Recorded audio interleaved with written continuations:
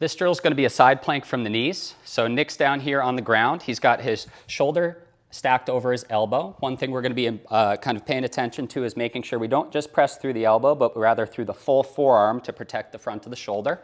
When we get down to the hips, we're going to have Nick take his offhand and put that on the side of his hips.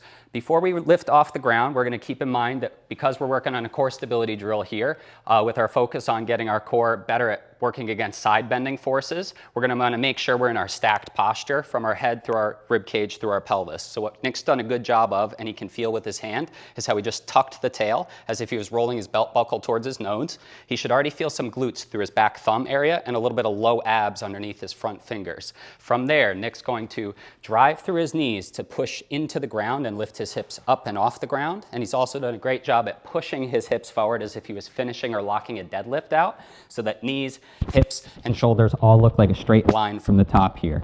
Nick's going to avoid letting his chest rotate back in a way that might beat up his shoulder and take the work out of the stack, and we're going to keep the chest lightly turned towards the ground. By the time you're holding, you should feel lots of armpit, you should feel lots of obliques and abs, and lots of glutes.